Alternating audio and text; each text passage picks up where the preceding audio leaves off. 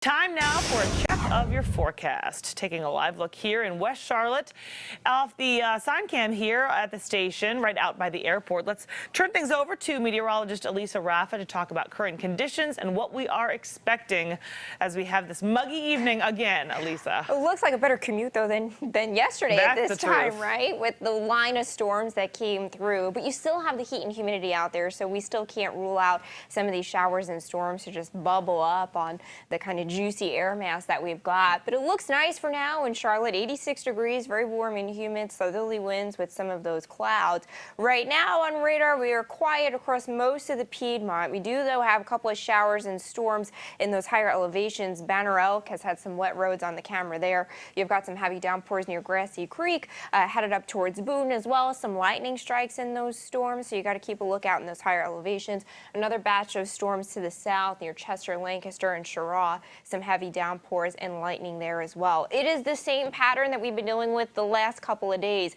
High pressure offshore, southerly winds, and a just soupy air mass, and that's what's bubbling up what we call air mass thunderstorms, letting them grow, letting them dump rain, and letting them bring in those lightning strikes. This is the fuel for storms. This is one way that we kind of look at humidity and some moisture in the air, and if the air can lift these storms to develop them. And you can see we've got some of these fuels out here that are pretty light. They're not too strong, which is why we're not finding severe storms, but it's there where we can find some of those thunderstorms developing. It's 86 right now in Charlotte, 85 in Wadesboro, 75 in Cheraw. That's a rain-cooled 75. There was a storm right on top of Cheraw. 84 in Shelby, some rain-cooled 70s in those higher elevations where there's storms, and pretty much everyone has dew points at 70 or muggier.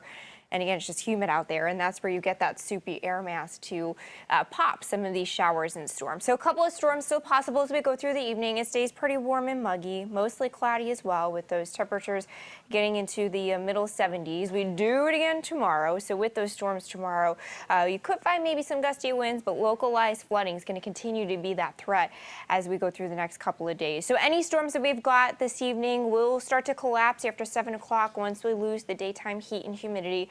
Overnight, it stays pretty muggy, only dropping to 70 degrees. Tomorrow, again, additional showers and storms flourish with temperatures in the middle and upper 80s with this same similar pattern. So Wednesday, Thursday, Friday, it's a wash, rinse, repeat of the pattern with the showers and storms. But look what happens by Saturday and Sunday. You can see more of the land there. The coverage starts to break up a little bit as we start to dry out and lose some of this pattern. So the wettest days will be the next couple of ones, and then the rain chances start to dip by the weekend.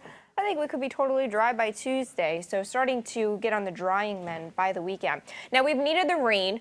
This is the drought conditions. We'll see an update this week to see how the rain has helped. So I wanted to talk about rain totals because the last 2 days we've had these crazy downpours. Look at some of the 2-day totals across Mecklenburg County, some 4, 5, 7-inch totals. This is where we've got some of that flash flooding out there with some of those crazy rain totals. Officially at the airport, we've gotten about 2.5 inches of rain for the month so far, about 1.5 inches above average. So the month's normal at about 3 3/4 inches, you've got almost 2 inches of one day at the airport. That's about 45% of the month's total in just one day. And again, many places got way more than that in just that one day. We find this trend continuing, getting more of those 1 and 2 inch downpour days in the last couple of decades. You've got a couple of showers and storms continuing through the next few days. Temperatures up near 90, starting to dry out by the weekend. Paige.